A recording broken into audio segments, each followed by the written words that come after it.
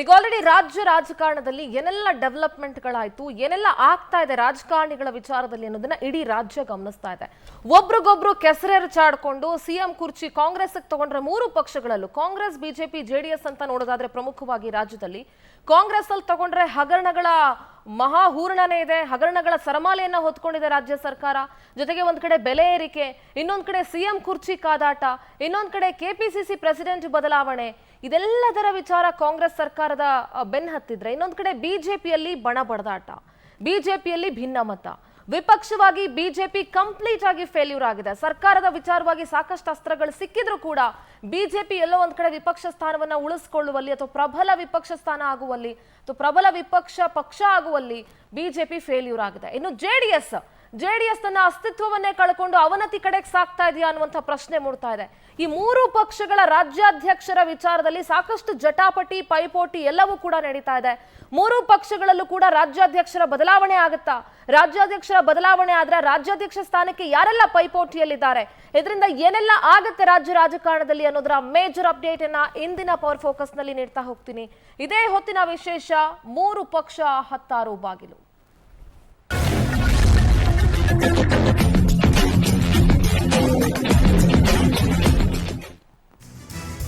ಹೊಸ ವರ್ಷದ ಆರಂಭದಲ್ಲೇ ರಾಜ್ಯ ಕಾಂಗ್ರೆಸ್ನಲ್ಲಿ ಭಾರೀ ಸಂಚಲನ, ಭಾರೀ ಕುತೂಹಲ ಕೆರಳಿಸಿದೆ ಅಹಿಂದ ನಾಯಕರ ಡಿನ್ನರ್ ಪಾಲಿಟಿಕ್ಸ್.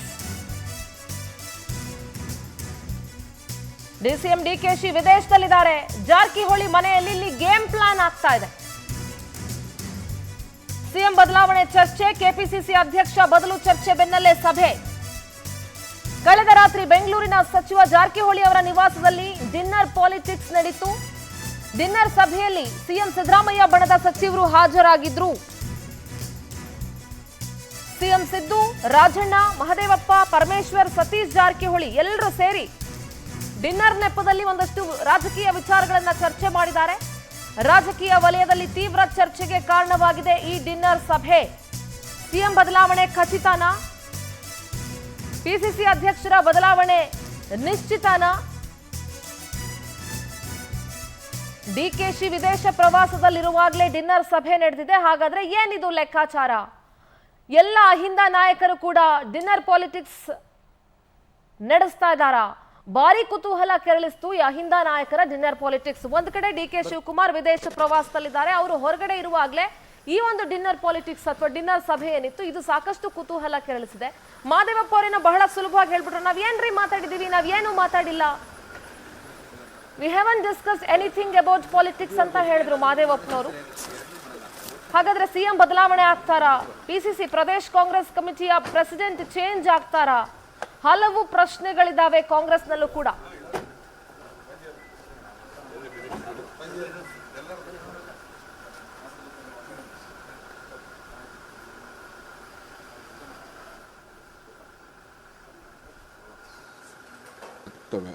ಎಲ್ಲನೂ ಚರ್ಚೆ ಆಗ್ತವೆ, ಗೊತ್ತಾಯ್ತಾ? ನಮ್ಮ ರಾಜ್ಯದ ಜನರಿಗೆ ಏನು ಒಳ್ಳೇದು ಮಾಡಬಹುದಾಗಿದೆ ಅಂತಕ್ಕಂಥದ್ರ ಬಗ್ಗೆ ಚರ್ಚೆ ಆಗಿರ್ತದೆ.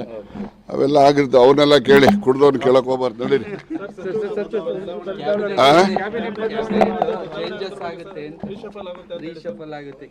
ನೋಡಿ, ರೀಶಫಲ್ ಮಾಡೋದು ಮಟ್ಟೋದು ಎಲ್ಲನೂ ಕೂಡ ಅಂತಿಮವಾಗಿ ಹೈಕಮಾಂಡ್ ಅವ್ರು ತೆಗೆದುಕೊಳ್ಳೋ ನಿರ್ಣಯ. ಯಾರ ಕೈಯಲ್ಲೂ ಏನಿಲ್ಲ. ಕಾಂಗ್ರೆಸ್ ಪಕ್ಷ ಅಂದರೆ ಇದು ಒಂದು ರಾಷ್ಟ್ರೀಯ ಪಕ್ಷ. ರಾಷ್ಟ್ರೀಯ ಪಕ್ಷದಲ್ಲಿ ತೀರ್ಮಾನ ಮಾಡ್ತಕ್ಕಂಥದ್ದು ಅಂತಿಮವಾಗಿ ಹೈಕಮಾಂಡ್ನವರು, ಅವ್ರು ಯಾವತ್ತು ಬೇಕೋ ಅವ್ರು ಮಾಡ್ತಾರೆ.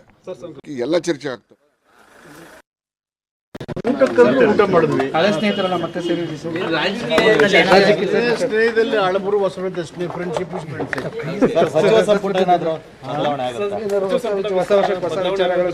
ಊಟ ಬಿಟ್ಟು ಏನೂ ಇಲ್ಲ.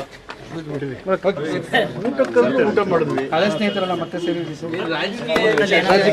ಸ್ನೇಹದಲ್ಲಿ ಹಳಬರು ಹೊಸ ಫ್ರೆಂಡ್ಶಿಪ್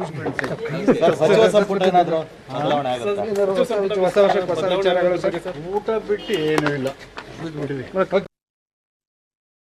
ಊಟಕ್ಕೆ ಹೋಗ್ತಾ ಇರ್ತಾರೆ, ಅದನ್ನ ಡಿನ್ನರ್ ಮೀಟಿಂಗ್ ಅಂದರೆ ಈಗ ಎಲ್ಲರೂ ಸೇರ್ತಾರೆ ಊಟಕ್ಕೆ. ಈಗ ಬಿ ಜೆ ಪಿಯವ್ರ ಲೀಡರ್ಗಳ ಜೊತೆಲಿ ಊಟಿಸ್ತಾರಲ್ವಾ, ಇನ್ನು ನಮ್ಮ ಮನೆಗೆ ಬಂದರೆ ಅದೇನಿದ, ಇನ್ನು ನಾನು ಇವ್ರ ಮನೆಗೆ ಹೋಗ್ತೀನಿ ಊಟಕ್ಕೆ. ಈಗ ಆ ಥರ ಎಲ್ಲ ಏನಿಲ್ಲ. ಎಲ್ಲರೂ ಮಿನಿಸ್ಟ್ರುಗಳು ಸಿ ಎಮ್ ಊಟಕ್ಕೆ ಕರೆದಿರ್ತಾರೆ, ಅದಕ್ಕೆ ಹೋಗಿರ್ತಾರೆ. ಅದನ್ನೇನು ಮೀಟಿಂಗ್ ಅಂತ ಏನು ಹೇಳಬೇಕಾಗಿಲ್ಲ.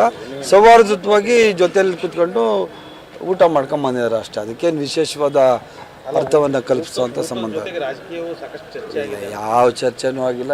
ರಾಜಕೀಯ ಚರ್ಚೆ ಆಗಿದ್ರೆ ಎಲ್ಲ ಮಿನಿಸ್ಟ್ರುಗಳನ್ನು ಕರಿಬೇಕಾಗಿತ್ತು. ಆ ಥರ ಸ್ನೇಹದಲ್ಲಿ ಒಂದು 4-5 ಜನ ಅವರೆಲ್ಲ ಓಲ್ಡ್ ಫ್ರೆಂಡ್ಸು.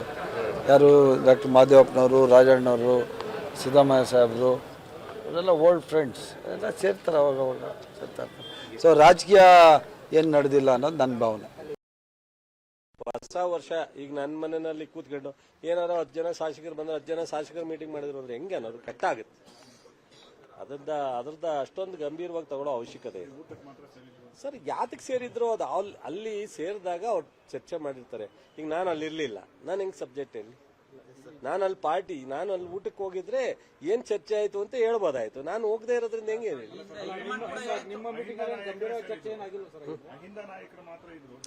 ಸರಿ, ಸೇರಬಾರ್ದು ಅಂತ ಏನು ಪಕ್ಷದ ಸಂಘಟನೆಗೆ.